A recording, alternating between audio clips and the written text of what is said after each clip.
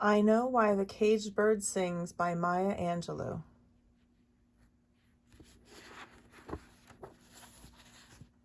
We're now in chapter 24, which is page 182.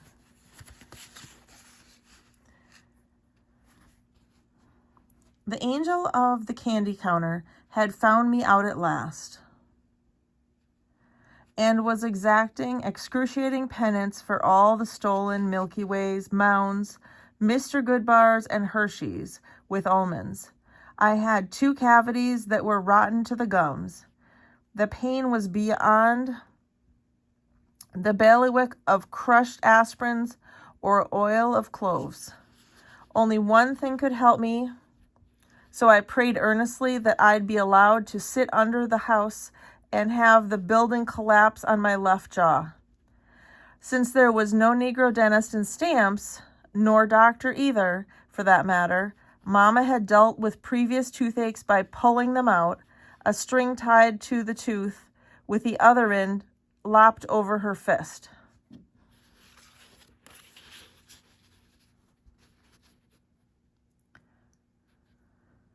Painkillers and prayer. In this particular instance, the medicine had proved ineffective. There wasn't enough enamel left to hook a string on, and the prayers were being ignored because the balancing angel was blocking their passage. I lived a few days and nights in blinding pain, not so much toying with as seriously considering the idea of jumping in the well, and Mama decided I had to be taken to a dentist. The nearest Negro dentist was in Texarkana, 25 miles away, and I was certain that I'd be dead long before we reached half the distance. Mama said we'd go to Dr. Lincoln right in Stamps, and he'd take care of me. She said he owed her a favor. I knew that there were a number of white folks in town that owed her favors. Bailey and I had seen the books which showed how she had lent money to blacks and whites alike during the Depression, and most still owed her. But I couldn't aptly remember seeing Dr. Lincoln's name, nor had I ever heard of a Negro going to him as a patient. However, Mama said we were going, and put water on the stove for our baths. I had never been to a doctor, so she told me that after the bath, which would make my mouth feel better, I had to put on freshly starched and ironed underclothes from inside out. The ache failed to respond to the bath, and I knew then that the pain was more serious than that which anyone had ever suffered. Before we left the store, she ordered me to brush my teeth and then wash my mouth with Listerine. The idea of even opening my clamped jaws increased the pain, but upon her explanation that when you go to a doctor, you have to clean yourself all over, but most especially the part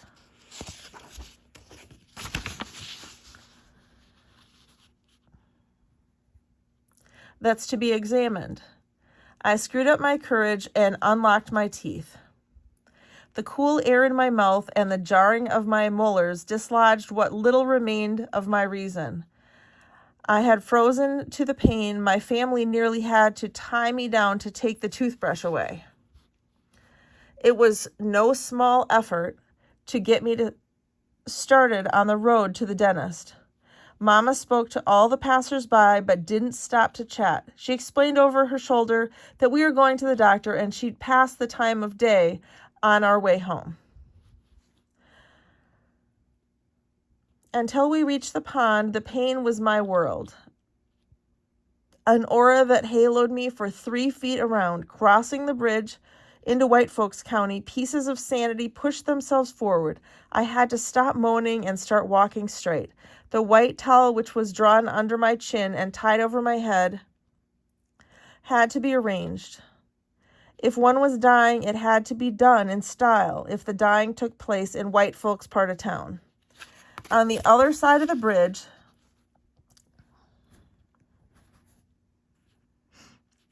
the ache seemed to lessen as if a white breeze blew off the white folks and cushioned everything in their neighborhood, including my jaw. The gravel road was smoother, the stones smaller, and the tree branches hung down around the path and nearly covered us.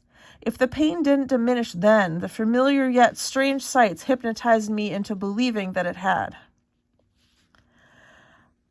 But my head continued to throb with the measured insistence of a bass drum, and how could a toothache pass the calaboose?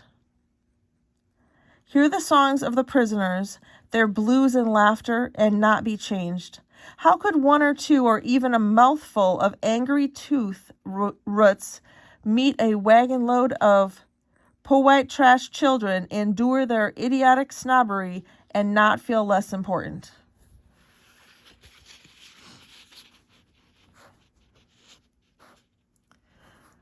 Behind the building, which housed the dentist's office, ran a small path used by servants and those tradespeople who catered to the butcher and Stamps One restaurant.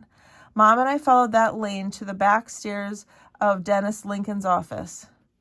The sun was bright and gave the day a hard reality as we climbed up the steps to the second floor.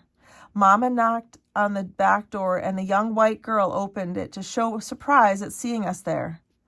Mama said she wanted to see Dennis Lincoln and to tell him Annie was there. The girl closed the door firmly. Now the humiliation of hearing Mama describe herself as if she had no last name to the young white girl was equal to the physical pain. It seemed terribly unfair to have a toothache and a headache and have to bear at the same time the heavy burden of blackness. It was always possible that the teeth would quiet down and maybe drop out of their own accord. Mama said we would wait. We leaned in the harsh sunlight on the shaky railings of the dentist's back porch for over an hour. He opened the door and looked at Mama. "Well, Annie, what can I do for you?" He didn't see the towel around my jaw or notice my swollen face. Mama said, "Dennis Lincoln, it's my grandbaby here. She's got 2 rotten teeth that's giving her a fit." She waited for him to acknowledge the truth of her statement. He made no comment orally or facially. She had this toothache pert near 4 days now, and today I said, "Young lady, you going to the dentist?" "Annie?" "Yes, sir, Dennis Lincoln."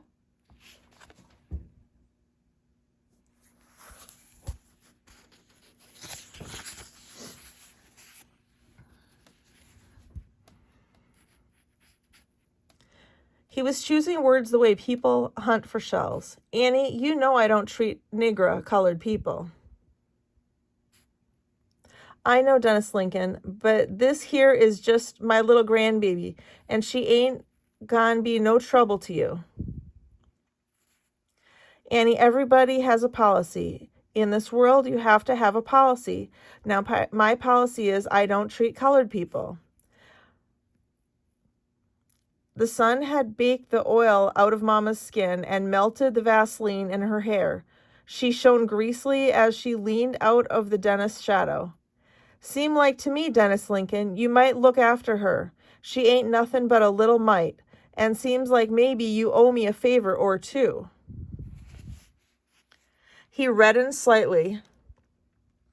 "Favor or no favor, the money has all been repaid to you, and that's the end of it. Sorry, Annie."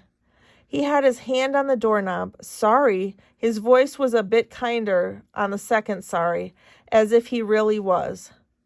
Mama said, "I won't press on you like this for myself, but I can't take no, not for my grandbaby. When you come to borrow my money, you didn't have to beg. You asked me and I lent it. Now, it wasn't my policy. I ain't no money lender. But you stood to lose this building, and I tried to help you out. It's been paid, and raising your voice won't make me change my mind. My policy." He let go of the door and stepped near Mama. The 3 of us were crowded on the small landing. "Annie, my policy is I'd rather stick my hand in a dog's mouth than a nigger's." He had never once looked at me. He turned his back and went through the door into the cool beyond.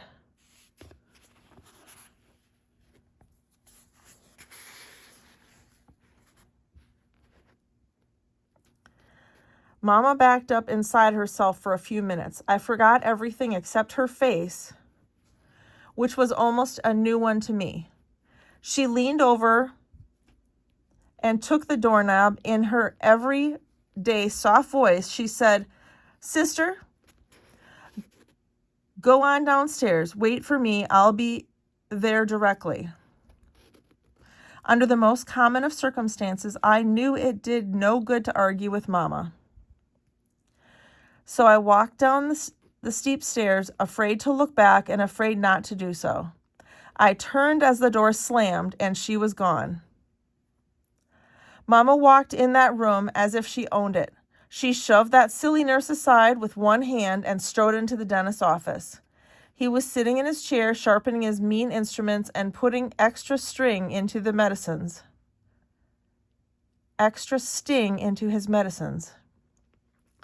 Her eyes were blazing like live coals, and her arms had doubled themselves in length. He looked up at her just before she caught him by the collar of his white jacket. "Stand up when you see a lady, you contemptuous scoundrel." Her tongue had thinned, and the words rolled off well enunciated and sharp like little clamps of thunder. The dentist had no choice but to stand at ROTC attention. His head dropped after a minute, and his voice was humble. "Yes, ma'am, Mrs. Henderson." "You knave, do you think you acted like a gentleman, speaking to me like that in front of my granddaughter?" She didn't shake him, although she had the power. She simply held him upright.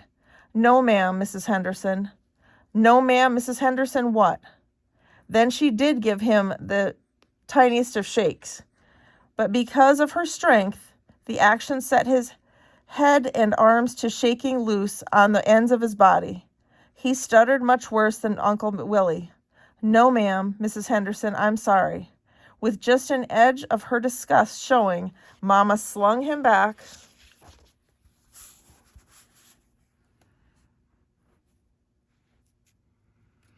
in his dentist chair. "Sorry is as sorry does, and you're about the sorriest dentist I've ever laid my eyes on." She could afford to slip into the vernacular because she had such eloquent command of English. "I didn't ask you to apologize in front of Marguerite because I don't want her to know my power, but I order you now and herewith leave stamps by sundown." "Mrs. Henderson, I can't get my equipment." He was shaking terribly now. "Now that brings me to my second order. You will never again practice dentistry. Never. When you get settled in your next place, you will be a vegetarian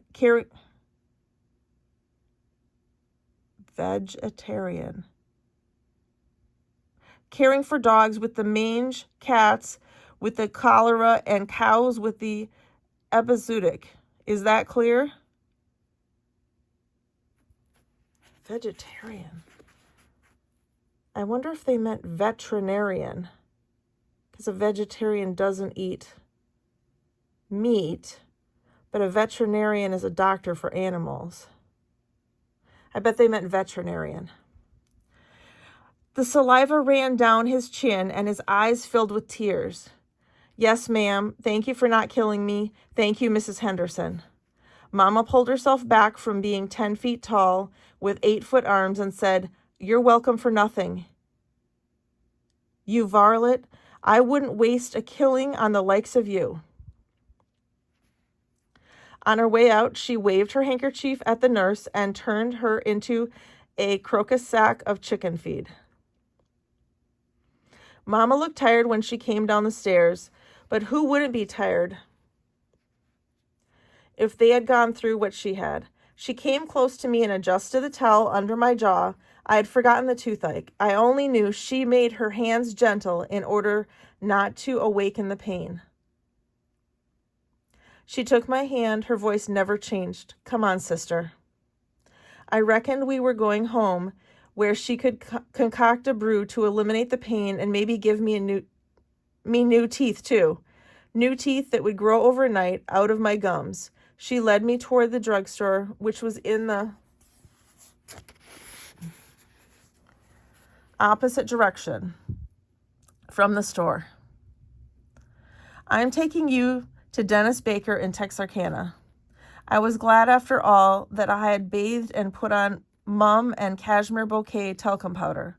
It was a wonderful surprise. My toothache had quieted to solemn pain.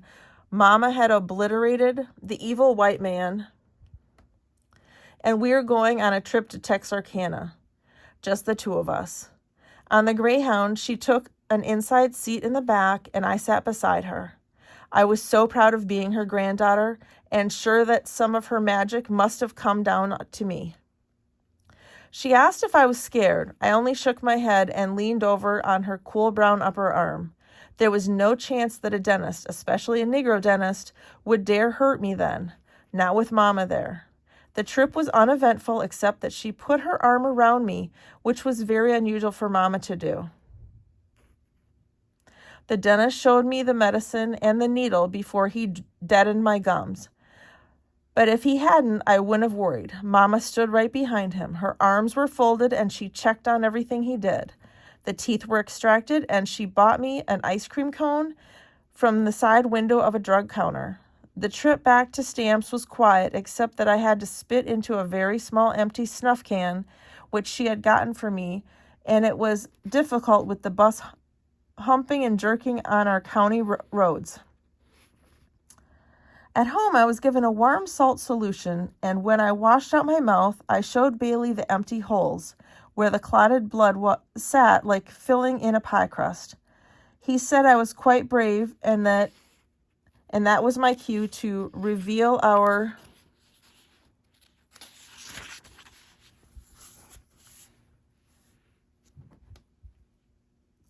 confrontation with the Peckerwood dentist and Mama's incredible powers. I had to admit that I didn't hear the conversation, but what else could she have said than what I said she said? What else done? He agreed with my analysis in a lukewarm way, and I happily, after all, I'd been sick, flounced into the store. Mama was preparing our evening meal, and Uncle Willie leaned on the doorsill. She gave her version. Dennis Lincoln got right uppity. She said he'd rather put his hand in a dog's mouth, and when I reminded him of the favor, he brushed it off like a piece of lint. Well, I sent Sister downstairs and went inside. I hadn't never been in his office before. But I found the door to where he takes out teeth, and him and the nurse was in there, thick as thieves. I just stood there till he caught sight of me. Crash, bang, the pots on the stove. He jumped just like he was sitting on a pin. She said, Annie, I done tore you. Annie, I done told you. I ain't gonna mess around in no nigga's mouth. I said, somebody's got to do it then. And he said, take her to Texarkana to the colored dentist. And that's when I said, if you paid me my money, I could afford to take her. He said, it's all been paid. I told him everything, but the interest had been paid. He said, 'twasn't no interest. I said, 'tis now. I'll take $10 as payment in full. You know, Willie, it wasn't no right thing to do, 'cause I lent that money without thinking about it. He told that little snippety nurse of his'n to give me $10 and make me sign a paid in full receipt. She gave it to me and I signed the papers.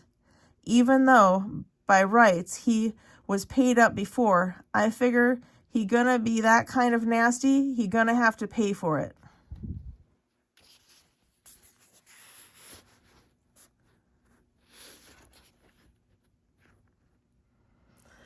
Mama and her son laughed and laughed over the white man's evilness and her retributive sin. Much preferred my version.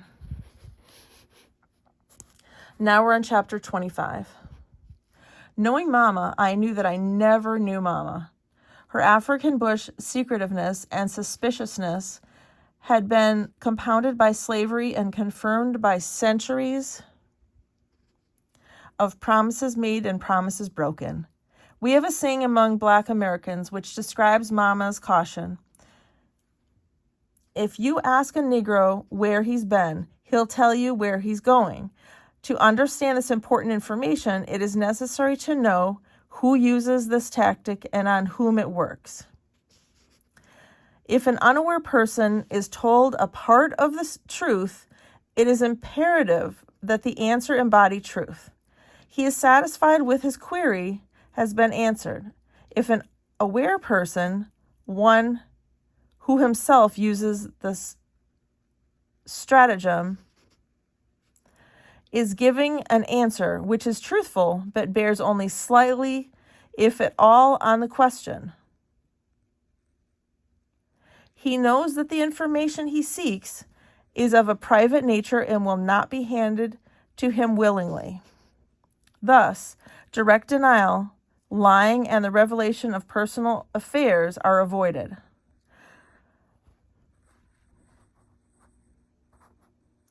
Mama told us one day that she was taking us to California. She explained that we were growing up, that we needed to be with our parents, that Uncle Willie was, after all, crippled, that she was getting old, all true, and yet none of those truths satisfied our need for the truth. The store and the rooms in back became a going-away factory.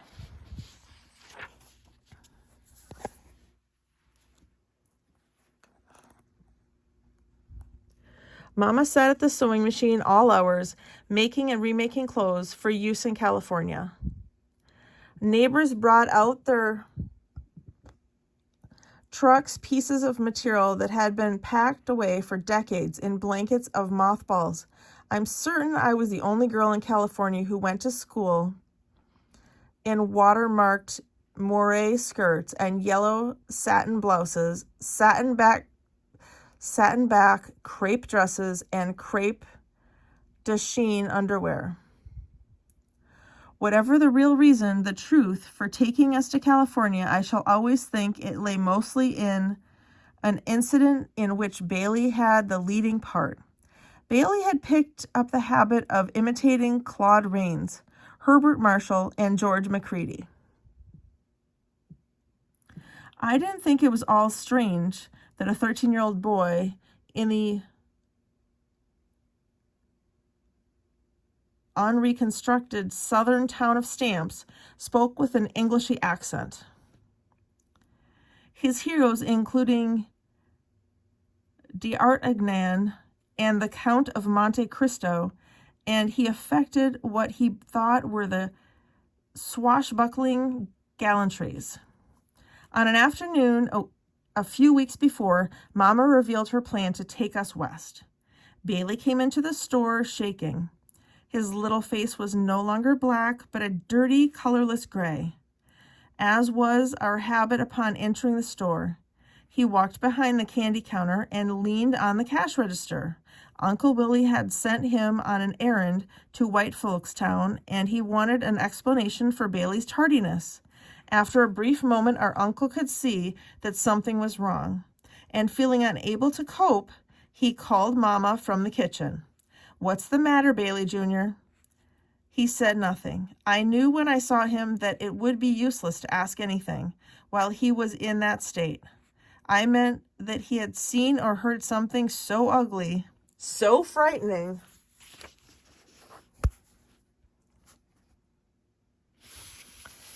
that he was paralyzed as a result.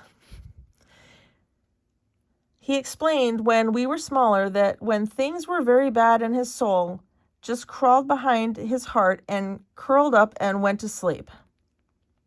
When it awoke, that fearful thing had gone away. Ever since we read The Fall of the House of Usher, we had made a pact that neither of us would allow the other to be buried without making absolutely positively sure, his favorite phrase, that the person was dead. I also had to swear that when his soul was sleeping, I would never try to wake it, for the shock might make it go to sleep forever. So I let him be. And after a while, Mama had to let him alone too. I waited on customers and walked around him or leaned over him, and as I suspected, he didn't respond. When the spell wore off, he asked Uncle Willie what colored people had done to white people in the first place. Uncle Willie, who never was one for explaining things because he took after Mama, said little except that colored people hadn't even bothered a hair on white folks' heads. Mama added that some people said that white folks had come over to Africa. She made it sound like a hidden valley on the moon, and stole the colored people and made them slaves. But nobody really believed it was true. No way to explain what happened. Blows and scores ago. But right now, they had the upper hand.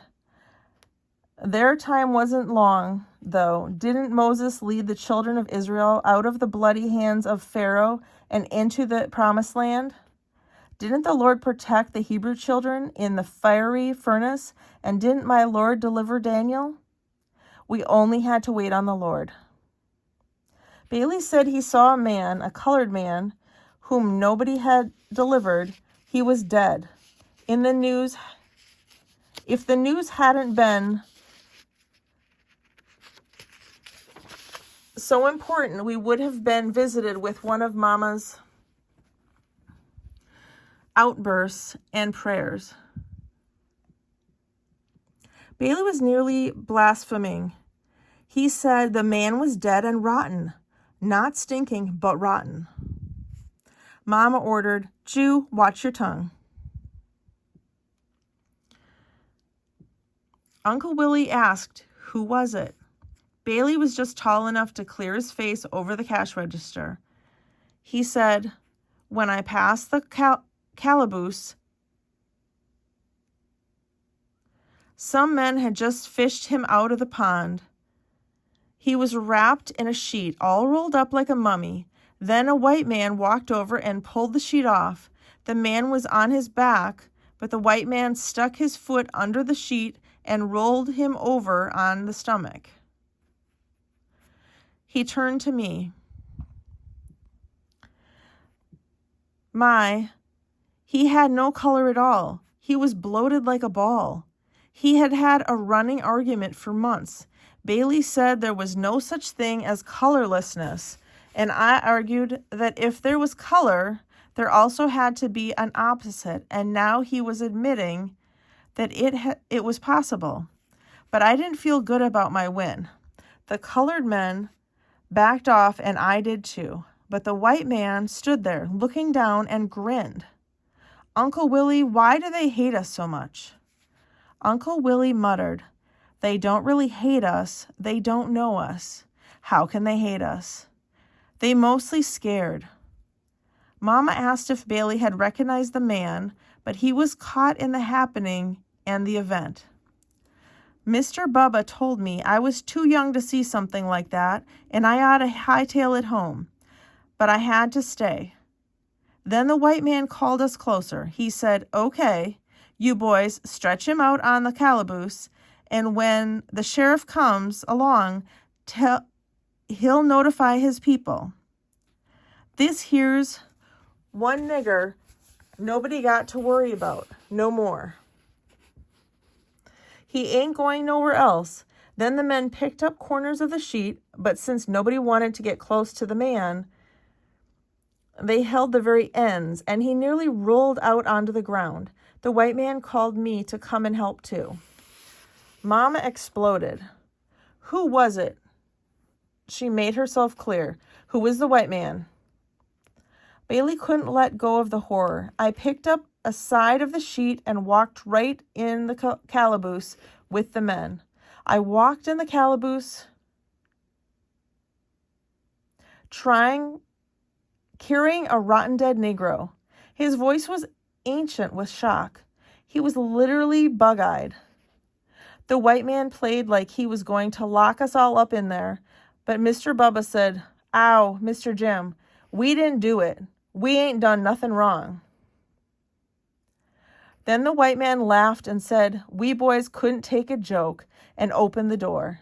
He breathed his relief. Whew! I was glad to get out of there. The calaboose and the prisoners screaming, they didn't want no dead nigger in there with them, that he'd stink up the place.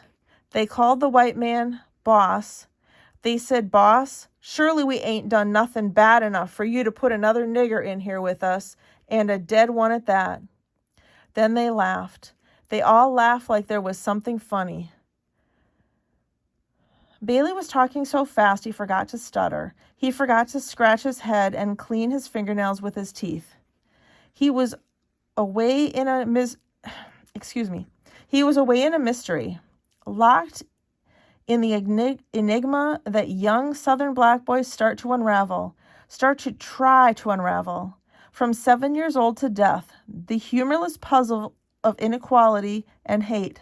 His experience raised the question of worth and values, of aggressive inferiority and aggressive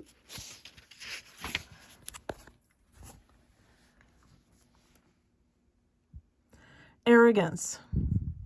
Could Uncle Willie, a black man, Southern crippled moreover, hope to answer the questions, both asked and unuttered? Would Mama, who knew the ways of the whites and the wiles of the blacks, try to answer her grandson, whose very life depended on his not truly understanding the enigma? Most assuredly not. They both responded characteristically. Uncle Willie said something like he didn't know what the world was coming to. And Mama prayed, "God rest his soul, poor man." I'm sure she began piecing together the details of our California trip that night. Our transportation was Mama's major concern for some weeks. She had arranged with a railroad employee to provide her with a pass in exchange for groceries.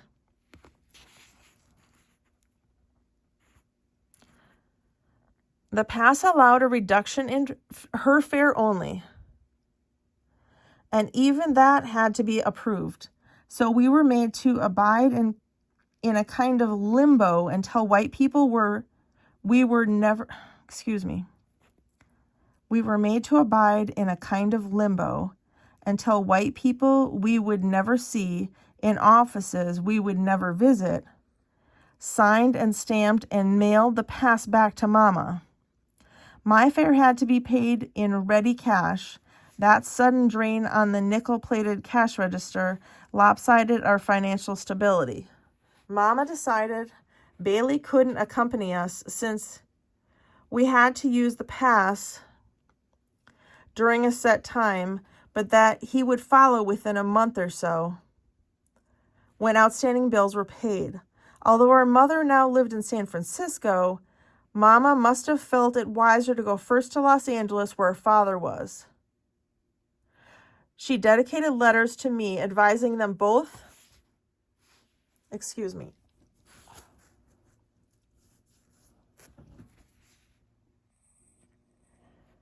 She dictated letters to me advising them both that we were on our way. And we were on our way, but unable to say when. Our clothes were washed, ironed, and packed. So for an immobile time, we were those things not good enough to glow under the California sun.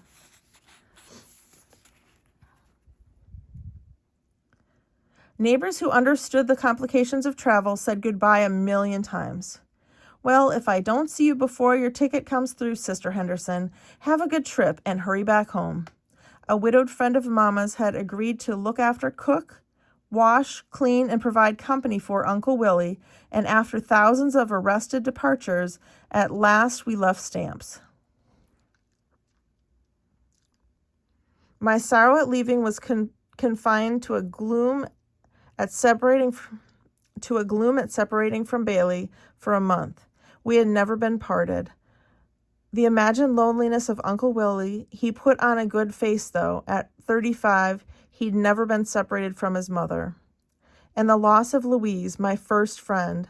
I wouldn't miss Mrs. Flowers, for she had given me her secret word, which called forth